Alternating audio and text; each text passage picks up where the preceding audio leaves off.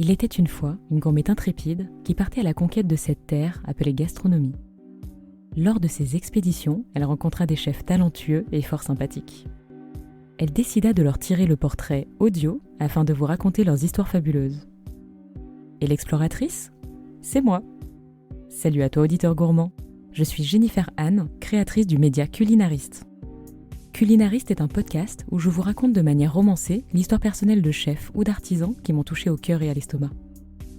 Dans cet épisode, on entremêle deux moments privilégiés partagés avec une famille hors du commun.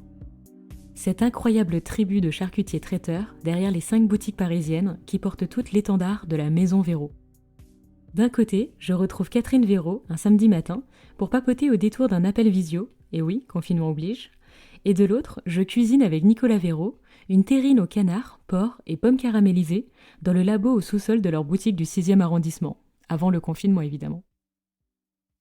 Je tiens à dire que je me suis sentie particulièrement reconnaissante et chanceuse d'avoir pu passer ces moments avec d'un côté Catherine qui avait décidé de ne plus apparaître dans les médias, et de l'autre Nicolas qui m'a organisé une session de cuisine comme à la maison inédite.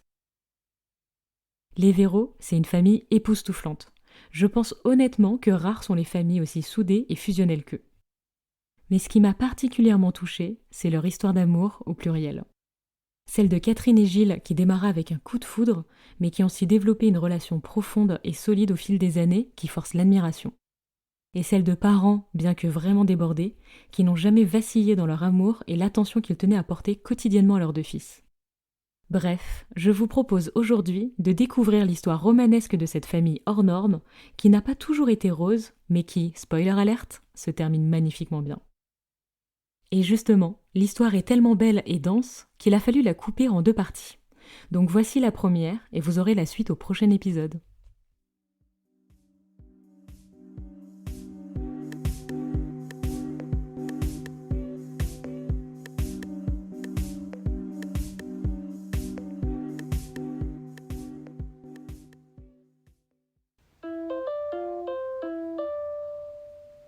Bonjour Catherine, comment vas-tu ? L'image de Catherine Véraud apparaît soudainement devant moi. Elle affiche un grand sourire et est entourée de son fils Thomas et de sa nièce Justine. On se raconte évidemment nos expériences de confinement respectives. Catherine m'explique qu'ils ont dû fermer les boutiques, mais que Gilles continue de travailler pour apporter des repas aux aides-soignants dans les hôpitaux. Je suis admirative, mais pour elle c'est tout à fait normal de le faire, que le contraire serait justement anormal. Selon moi, il existe fondamentalement 2 types de personnes dans la vie. Ceux qui vous prennent de l'énergie et ceux qui vous en donnent. Avec Catherine, vous ressortez les batteries pleinement rechargées. Elle rayonne d'une bonté et d'une générosité qu'elle émet à pleine puissance. Vous vous sentez immédiatement en confiance, voire même rassuré de savoir qu'il existe encore des personnes qui aiment sincèrement leur prochain. Oui, parce que Catherine aime les gens et surtout tout type de gens. Par contre, je découvre assez rapidement que derrière ce sourire constant et cette bonne humeur infaillible se cache en fait une histoire pourtant houleuse. Mais je vous en dirai plus par la suite. Catherine, c'est d'abord une très belle femme. Blonde, solaire, qui selon elle porte des tenues confortables, mais je peux attester que ces tenues sont aussi confort que trendy. Je l'ai toujours croisée avec des jolies chemises fleuries, de nombreux bracelets aux poignets. Elle me cite Inès de la Fressange, qui, contrairement à beaucoup, elle préfère s'apprêter pour séduire ses proches plutôt que des inconnus. Ça lui va terriblement bien, car on n'a jamais vu quelqu'un faire autant d'efforts pour prendre soin de sa famille. Mais ne confondez pas généreuse avec mielleuse. Oh non, car Catherine, c'est une femme d'ambitieuse et qui a de la poigne.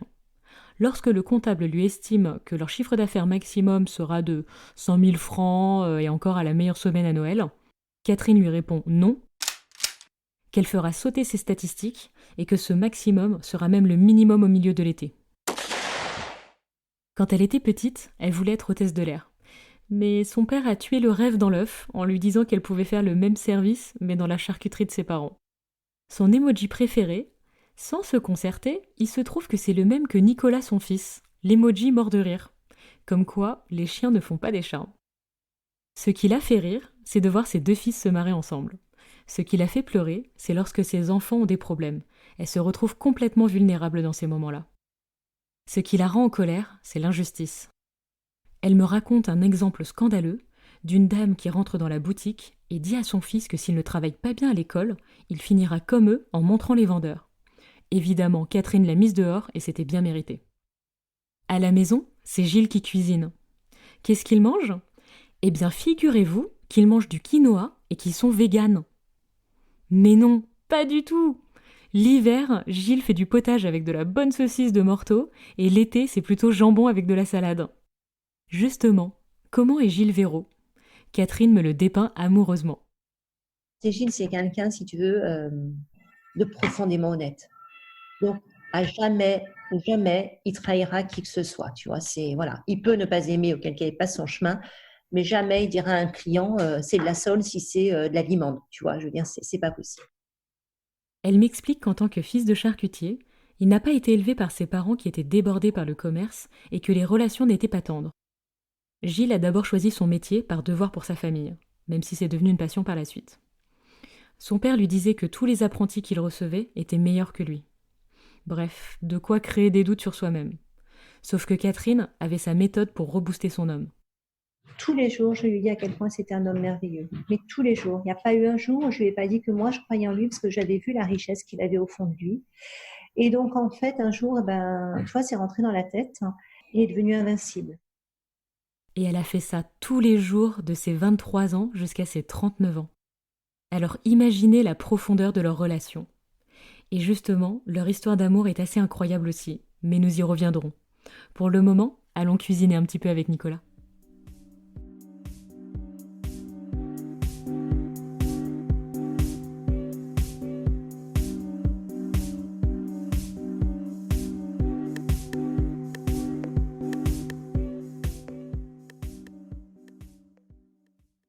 Aujourd'hui, on va faire une terrine de cochon, canard, pomme, mais avec une contrainte, c'est de la faire comme à la maison.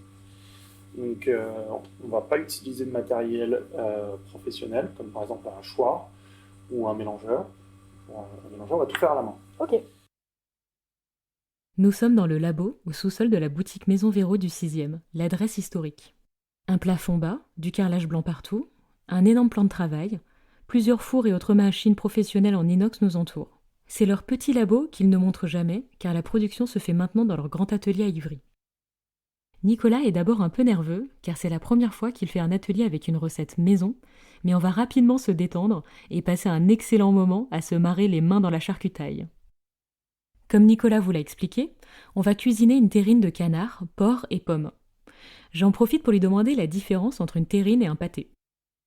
Comme dans C'est pas sorcier, il me répond que c'est une très bonne question Fred, et que dans le pâté, tout est coupé très fin, voire haché, alors que dans une terrine, il y a des gros morceaux de viande. Mais dans ce cas, les beaux pâtés en croûte qu'on voit dans les vitrines avec les magnifiques morceaux de viande entiers sont en réalité des terrines en croûte ? Tout à fait Thierry, mais là ça sonnait moins bien, donc on les a appelés quand même des pâtés. Ouais, donc c'est un peu comme on veut quoi. Et l'autre particularité de l'appellation terrine, c'est que normalement, la viande premièrement annoncée devait être celle qu'on sentirait le plus, tant en quantité qu'en taille de morceaux. D'où le fait que dans notre recette, c'est le canard qui doit arriver en premier gustativement, et c'est lui qu'on découpera en plus gros dés, versus le porc qui devrait être secondaire. En papotant, on commence à cuisiner. Après avoir retiré la peau du magret, je commence à découper les filets de canard en gros cubes d'1 centimètre.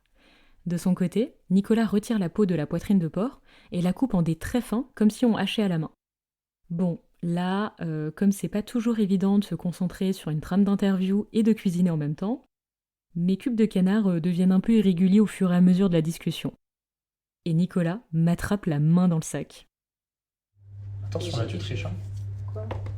Quoi ? Ah, vraiment comme... Bah, on va faire minutieux. Au début, tu les posais, ils étaient nickel à côté, tu vois. Et puis regarde après. Regarde. Non mais ça c'est classique. T'inquiète pas, t'es pas la seule. Au début t'es nickel et puis après tu commences à voir la... Mais parce qu'ils sont pas tous carrés, tu vois. Ouais, je sais, mais j'ai pas checké ça, mais j'espère que tu nous as fait un truc comme il faut quand même. Je me fais engueuler. Non, je t'engueule pas. Attends, je suis avec le sourire et tout. On peut pas faire mieux quand même. On peut pas faire mieux. Ouais, bon, c'est cuisine comme à la maison, mais avec un pro quand même. Hein. Nicolas a 26 ans. Il a le look de bobo parisien comme il le décrit lui-même. Il est très grand, fin, et surtout il affiche un grand sourire qui nous rappelle quelqu'un et qui vous met tout de suite en confiance. Il est fanat dingue de foot, comme son père et son frère. Ils en parlent non-stop. Et là, j'ai beaucoup de compassion pour Catherine. Il se dit trop gentil et de nature blagueur. Il m'explique qu'il a un humour très particulier. Qui me fait rire. En fait, je suis quelqu'un qui, dans le privé, qui est très blagueur et qui rigole énormément. Et souvent, je rigole de mes propres blagues. Non, parce que mes blagues sont catastrophiques. Et en fait, j'ai un humour de situation et j'ai un très mauvais humour. Mais comme moi, ça me fait rire, et ben, je m'en fous. Tu vois, je suis... maître du bide. Mais non, parce que c'est même pas un bide. Si jamais personne ne rigolait, ça serait un bide. Mais comme je rigole, c'est plus un bide. Ah non, mais ça compte pas quand tu Mais rigoles. sauf que quand tu fais une blague et que toi t'en peux plus de rire, tu te rends pas compte que les autres ils rigolent ou ils rigolent pas et tu t'en fous, t'es bien content. Tu vois, je trouve que l'une des plus belles morts, c'est celle de cet empereur romain qui est mort en rigolant de sa propre blague. Mais là, je vous laisse imaginer, mais j'étais écroulée de rire sur mon plan de travail. Il me dit être stéphanois, alors qu'il n'a jamais vécu à Saint-Étienne, mais il est extrêmement attaché à la ville d'origine de son père, là où la charcuterie Véro était une institution. Son rêve serait d'y retourner plus tard pour y reconstruire la maison Véro. Et justement, quelle est l'histoire de cette grande famille Véro ?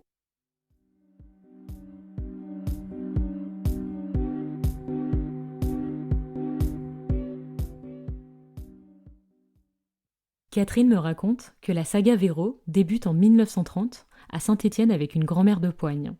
Marie Véro est une femme moderne, entrepreneuse, qui était ce qu'on appelait à l'époque un homme déguisé. Avec son mari Jean, ils étaient ambitieux et ne se contentaient pas de tenir leur petit commerce comme leurs voisins. Ils ont ouvert 2 boutiques en même temps, auxquelles s'est ajouté un château pour faire des réceptions par la suite. Ils ont réussi à construire un empire, une véritable institution à Saint-Étienne. On les appelait les Fauchons du Rhône-Alpes.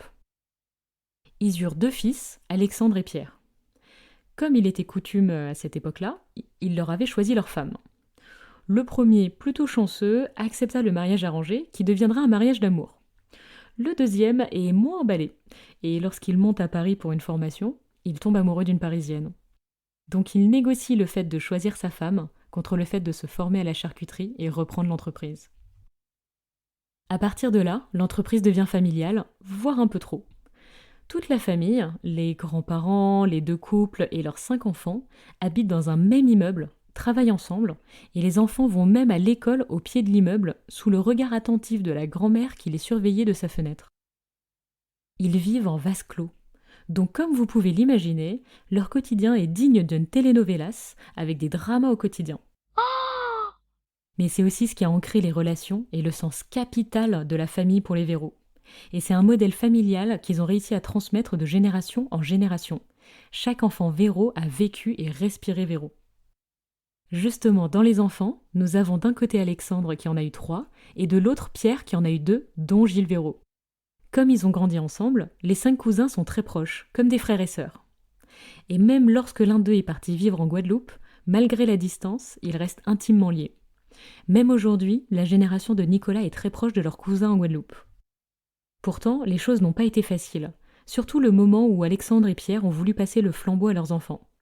Et là, c'est un peu devenu Game of Thrones, où le trône est la tête de l'entreprise Maison Véro. Comptant dans ses cousins 2 garçons et 3 filles, évidemment, il était d'usage de donner l'entreprise aux garçons. Et oui, les filles essayent, mais on refuse que leur mari, des non-Véro, soit à la tête de la maison, donc out. Donc le cousin de Gilles fait la première tentative de reprise de l'affaire, et cela se passe très mal. Ils ne sont pas du tout aidés, donc au bout de 3 ans, ils arrêtent. Gilles commence à être en âge de reprendre l'affaire. En plus, c'est le Graal.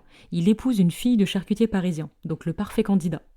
Sauf que de même, ils ne sont pas soutenus ni aidés et ne tiendront pas plus d'1 an. Sentant en plus que cette épreuve menaçait leur couple, ils préfèrent même quitter Saint-Étienne et remonter à Paris. Et oui, parce que leur histoire d'amour a toujours été le plus important pour eux. D'ailleurs, leur histoire de rencontre est assez rigolote. Petit flashback en 1991. Pour sa formation de charcutier, Gilles monte à Paris pour un apprentissage chez les parents de Catherine, monsieur et madame Lotet. De ce temps, les charcutiers logeaient leur personnel. Mais le jour où Gilles devait être accueilli, les parents de Catherine étaient absents, donc c'est elle qui l'accueille. Et lorsqu'elle lui ouvre la porte, ils ont un véritable coup de foudre.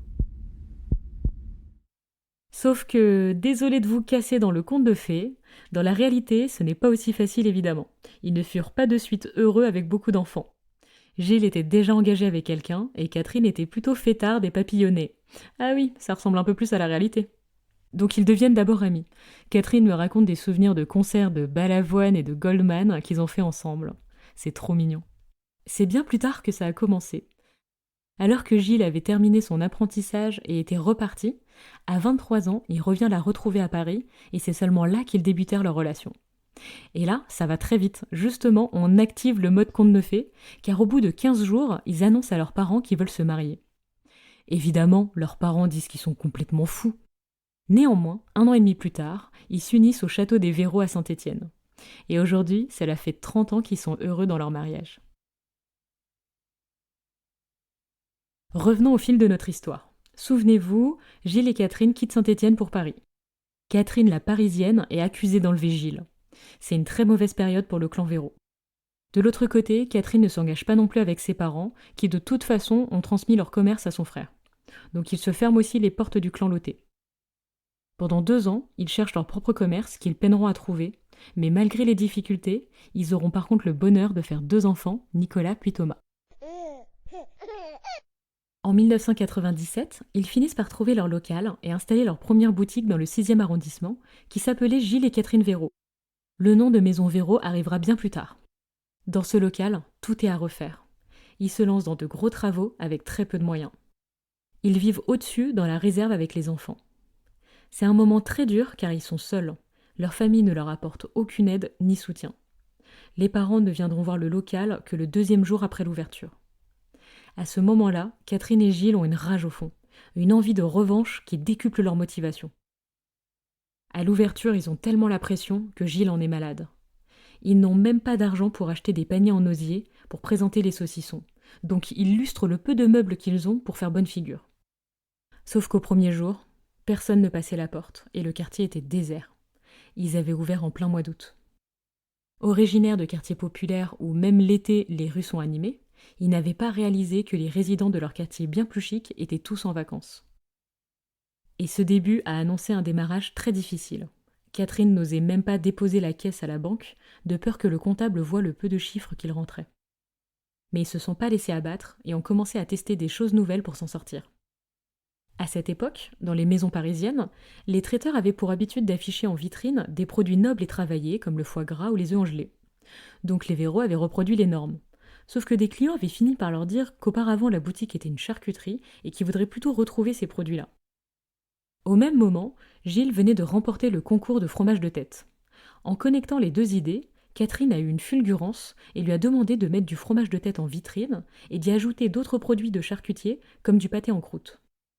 Sauf qu'à ce moment-là, c'était du jamais vu de mettre du pâté ou de la terrine en vitrine, et encore moins un fromage de tête, qui est une sorte de terrine en gelée faite à partir de tête, langue et parfois pied de porc. Donc autant vous dire que c'est pas le plus glamour, même si ça peut être très bon. Habituellement, ces produits ne valaient pas un bel écrin, donc ça a tout de suite interpellé les gens. Pour ajouter à cette idée folle, Catherine décide d'écrire « Champion de France du fromage de tête » sur leur façade extérieure. N'ayant pas les moyens d'acheter une banderole, elle écrit ça sur une toile. Mais malgré le système D, ses idées font mouche. Un jour, Annie Carlo, journaliste du Figaro, passait devant la boutique en bus.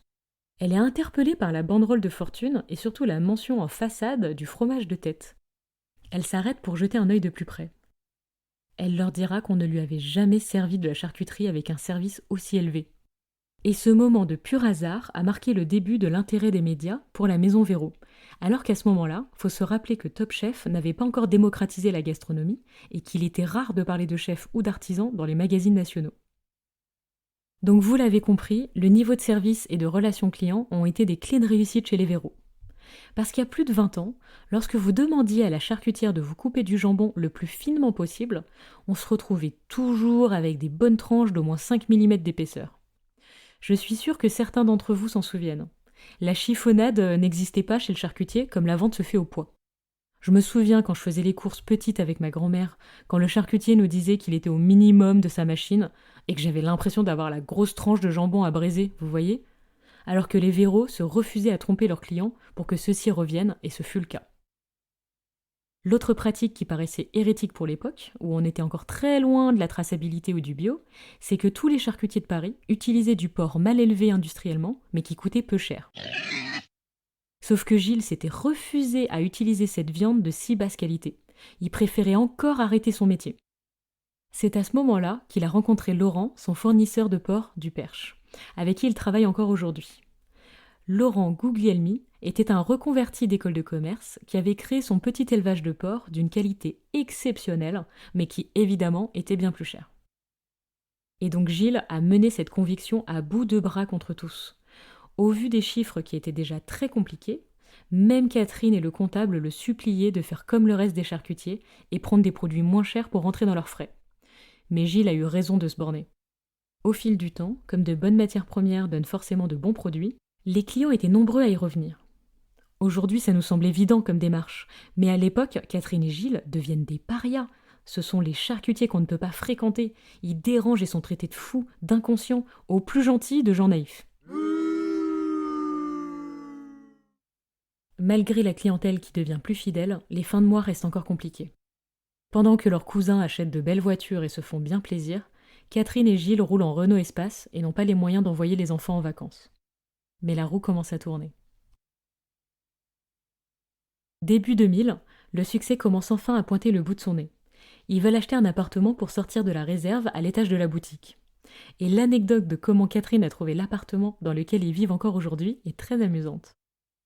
C'est une cliente habituée qui vit en face de la boutique et lui dit un jour qu'elle va déménager.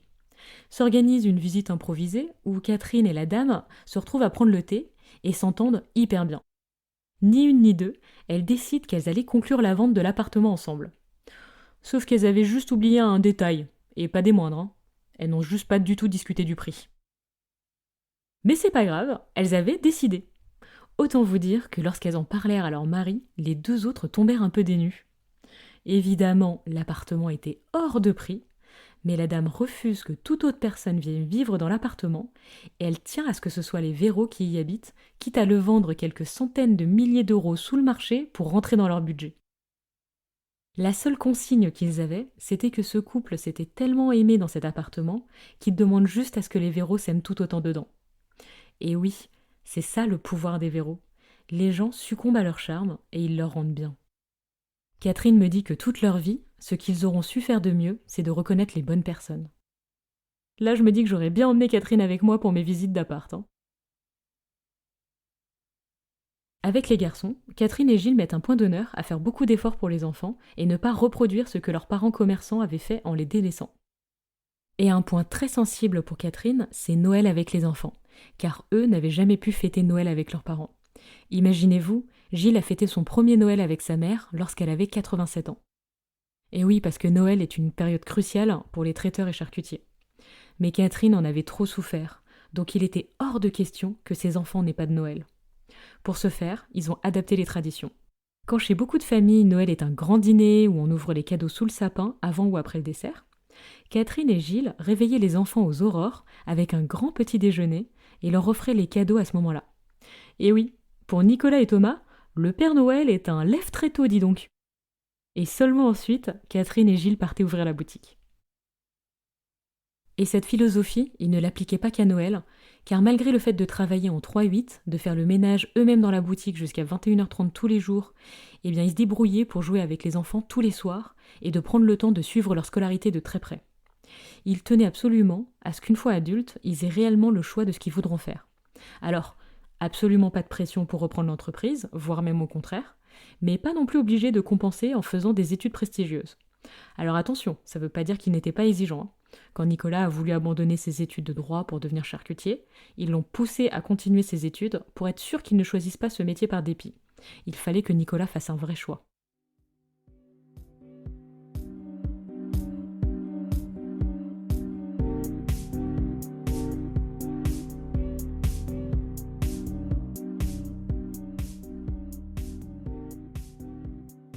Merci d'avoir écouté le podcast Culinariste avec la première partie sur la Maison Véro. Rendez-vous dans le prochain épisode, soit le mois prochain, pour découvrir la suite de la recette de terrine maison de Nicolas Véro et l'incroyable saga de cette famille de charcutiers traiteurs. Je peux vous dire en teaser que dans la suite de leur histoire, le succès va s'amplifier bien plus qu'ils ne l'avaient imaginé jusqu'à traverser l'Atlantique. Sauf que le couple Catherine et Gilles va en pâtir au point de se séparer. Mais pas d'inquiétude, je vous avais promis un happy end. Donc soyez patients, la suite au prochain épisode. Cet épisode a été écrit et réalisé par Jennifer Anne, puis mixé par Fabien Nilo.